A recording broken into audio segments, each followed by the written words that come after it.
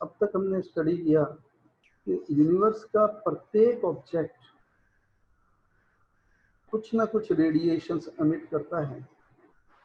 अगर उस ऑब्जेक्ट को हीट किया जाता है तो उस ऑब्जेक्ट में एनर्जी बढ़ जाती है, और एनर्जी बढ़ जाने के कारण वो अपनी एनर्जी को लूज करना चाहता है, और वो एनर्जी को लूज रेडिएशंस के रूप में करता है। उन रेडिएशंस की फ्रीक्वेंसी इस बात पे डिपेंड करती है कि इसको कितना हीट किया गया, या हम ये कहें फ्रीक्वेंसी चूंकि तरंग दैर्ध्य के प्रतिलोमानुपाती होती है, इन्वर्सली प्रोपोर्शनल होती है, तो वेवलेंथ से अगर इसे एक्सप्लेन किया जाए तो किसी ऑब्जेक्ट को जितना ज़्यादा हीट किया जाता है, एमिट होने वाली रेडिएशन की वेवलेंथ उतनी ही कम होती है। और अगर ऑब्जेक्ट को कूल किया जाता है तो एमिट होने वाली रेडिएशन की वेवलेंथ ज़्यादा होती है। अधिक एनर्जी देंगे तो उसमें एनर्जी देने से इनके एटम्स वाइब्रेट करते हैं, और जितनी ज़्यादा हम इसमें हीट करते हैं, यानी इसका टेम्परेचर जितना ज़्यादा बढ़ाते हैं, उसमें वाइब्रेशन उतनी ही बढ़ जाती हैं, और जितनी ज़्यादा वाइब्रेशन होती हैं, रेडिएट होने वाली रेडिएशंस की फ्रीक्वेंसी उतनी ही ज़्यादा होती है, या तरंग दैर्ध्य उतनी ही कम होती है। जितना इसे कूल किया जाता है, वाइब्रेशन की फ्रीक्वेंसी कम हो जाती है, और बाहर इमिट होने वाली फ्रीक्वेंसी भी कम हो जाती है, या ये कहें कि वेवलेंथ बढ़ जाती है।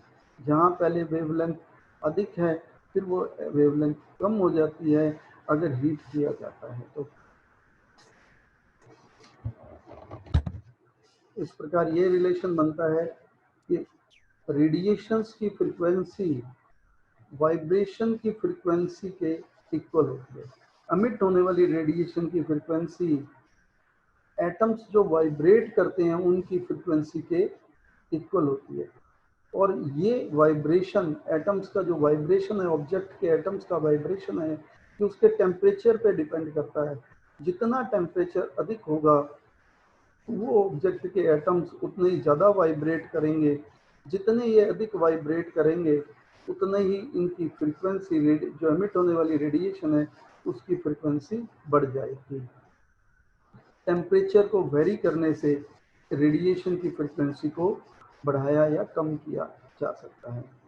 यूनिवर्स के अंदर हम जानते कोई भी ऑब्जेक्ट है, every object in the universe produces electromagnetic radiation, but its frequency depends on the frequency of vibration, ultimately on the temperature of the object. किसी ऑब्जेक्ट से एमिट होने वाली रेडिएशन इलेक्ट्रोमैग्नेटिक होती है। क्या ये रेडिएशन इलेक्ट्रोमैग्नेटिक बिहेवियर रखती हैं?